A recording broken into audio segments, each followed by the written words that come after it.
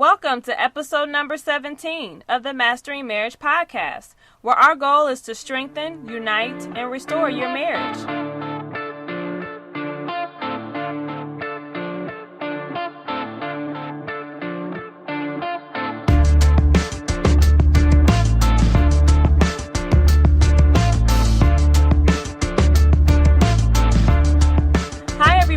My name is Amanda Taylor, and together with my husband David, we are the co-founders of MendOurMarriage.com. And our goal is to break the back of divorce by bringing married couples together to be accountable, keep the passion alive, and expose the hidden issues that try to rip marriages apart.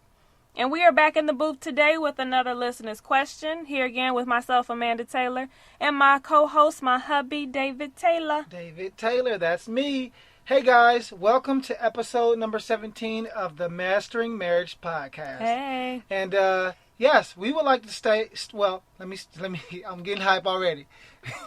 We would like to start off by saying thank you for all of the support that we've been receiving. Thanks, everybody. We appreciate your emails, your messages on Facebook, the shares, the likes, the subscribers, the members that's been joining the site. Right. We appreciate everything. And by the way, speaking of podcasts, hey guys, we're still trying to get to number 1. So we could use a little bit more assistance with the ratings and reviews. So please submit some more ratings and reviews if you don't mind. Like after the show, go ahead and, hit that rating button and, give us a 5-star rating and write a nice review for us. Yes, we'd please appreciate do. that. Please we'd do. appreciate that. But anyway, and this podcast is brought to you on behalf of MendOurMarriage.com. And on this website, our main goal is to break the back of divorce. Snap, crackle. Snap, crackle, pop. Nothing more, nothing less. And there are a couple ways that we do this, right? We have a membership community, 3 membership communities, and one of them have been just thriving because, we have this special.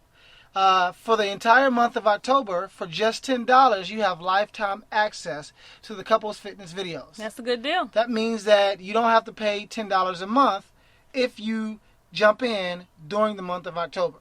After the end of this month, or at the beginning of November, it'll go back to $10 a month. So you got, 3 more weeks? You got 3 more weeks to do it. So we would love to see you guys. We've been getting a lot of members that are joining. Thank you to everybody who has joined. We appreciate you guys. Hope you guys are enjoying it. We want to hear some feedback and everything. So and also, we have some newness coming at the beginning of November. We got some new stuff coming for you guys. Yes, we do. We got some stuff for the women, for the wives that have been struggling, those that are hurting and that really need a little bit more special attention. We got something for y'all. So just kind of keep your ears open for that. Stay tuned. Yes, because we about to drop this bomb. Yeah, like for real. It's going down. But anyway, let's get to the listener submitted question because this one is an interesting one. So Mandy, why don't you go ahead and read it for us? Okay, here we go. This listener wrote in, how do you deal with a spouse who has a sex problem? Not saying he's sleeping with the women, it's what he's saying to them socially. He's sending pictures of his penis and videos telling women he wants to perform oral sex on them. Okay. So yes, that's an issue. Yeah, it is. So we definitely need to help this wife out. So David, I'm going to defer to you. Can you go ahead and talk to us and give us some tips on what to do with this? I'm going to let you take the lead on this one. It's pretty deep. Yeah, this is an interesting one. And I'm going to take more of a psychological perspective. Because a lot of listeners out there are about ready probably to tell her, you need to go. Yeah. And before Drop them like a hot pancake. Before you have that unction to say drop them, tell them to stop, it's more difficult than that. And anybody who's been in a situation with their spouse, they know it's not just that easy. Or any hard situation. Yeah. It's not that hard just to walk away. You know it's not that easy just to walk away. He said that hard. Yeah. That's what I meant. Yeah, I know. But anyway, so first and foremost, in order for your marriage to truly grow, he has to be fully invested in the marriage. And not just like saying I'm here, but mind, body, and soul. That's right. He has to truly be committed on all 3 levels. Elsewise, you're not going to get 100% from him. And so, but given the situation that you guys are in, that's not going to be your present reality. It's not going to be realistic to say we need you to commit 100% right now because there's some attachments and associations that he's in, and it's interfering and disrupting the growth. Asking him to stop right now is not going to work. What we have to do is explore the root of the situation to truly see why he's doing this. And trust me, what you think he's doing it in terms of your surface reason is not the true reason. It's deeper than that. It always is. And so secondly, these habits, you have to see these as habits that he's using to cope with a hidden anxiety or a hidden issue. So these are coping mechanisms that he's using to deal with issues that are beneath the surface. We all do this. Maybe he doesn't feel like he's a competent husband. Maybe he doesn't feel like he's a good dad. Maybe he's struggling to deal with the weight of the marriage. And there's a lot of disgruntled husbands that are out there. I speak with them. I have a couple. Well, I won't say that. I just know that I give a lot of information because I know people that listen. So anyway, just know that husbands deal with stress just like wives deal with stress. His interpretation and his coping with that stress will look completely different. Because he's not an emotional being like women, he's not going to let you into the deep recesses of his heart. So like I said, asking him to stop is not gonna work, and asking why he's doing it is not going to work. Right? And here's the thing to remember, okay? So take this note down. We are, as humans, we are pleasure-seeking, pain-avoiding creatures. So we often, especially men, if there's something that's painful or anxiety-producing in us, we 9 times out of 10 will suppress that. We're not going to express our anger and our pain. Well, I'm sorry, let me rephrase that. We're not going to express our pain and our anxiety. If we do, it's going to come out through anger and aggression. See, women, and man, you can correct me if I'm wrong, but you guys, it's easy for y'all to share what's going on.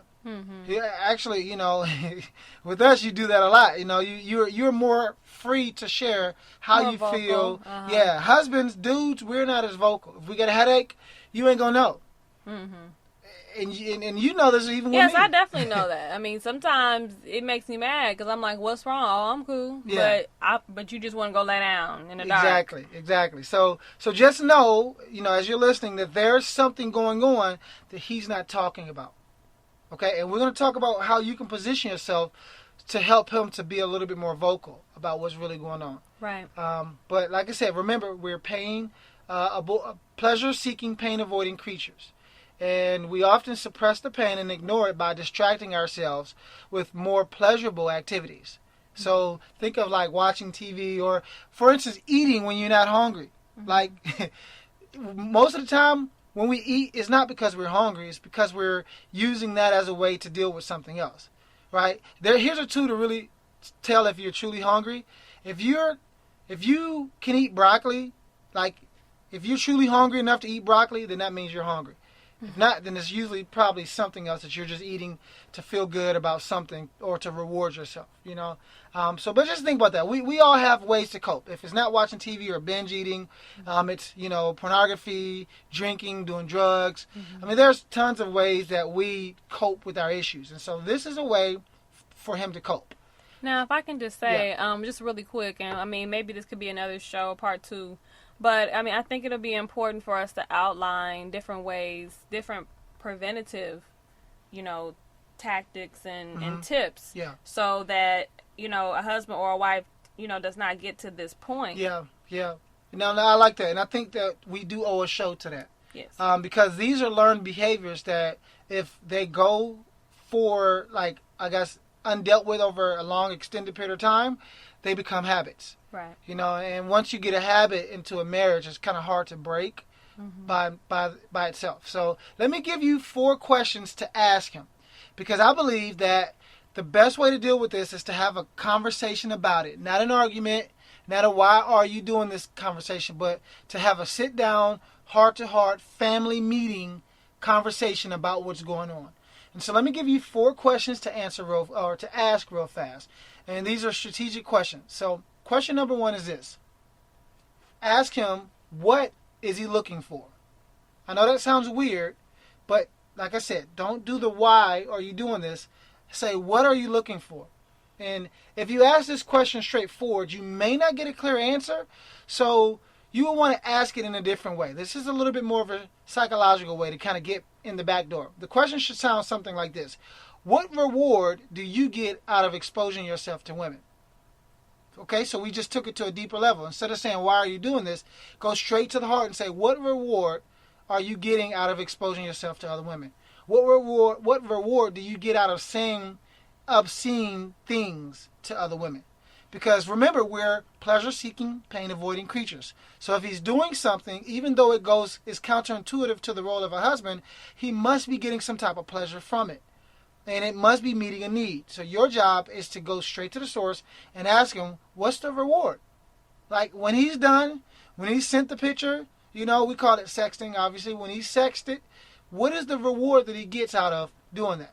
Mm-hmm. Or when he has sent a video asking a girl that, that he wants to have oral sex with her, what fulfillment is he getting? What type of affirmation is he getting out of that behavior? Yeah, and I really know that this is probably going to be something hard for you to do, but if you're really seeking to save your marriage, you have to go deeper than your initial emotions and feelings about the situation. You have to use a different tactic. Because if you do the same thing over and over again expecting a different result, that's the definition of what? Insanity. And remember, I like that point because I didn't even say anything about your emotional state right now, because it's going to be very important that you bypass how you feel emotionally. You're going to feel repulsed, you're going to feel disrespected, you're going to feel angry, and you're going to have to bypass all of that if you're looking to help him. If you're looking to save your marriage. Exactly.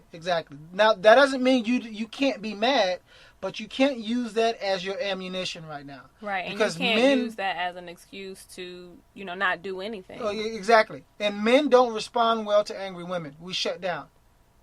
So let's go to question number 2. Question number 2 is this.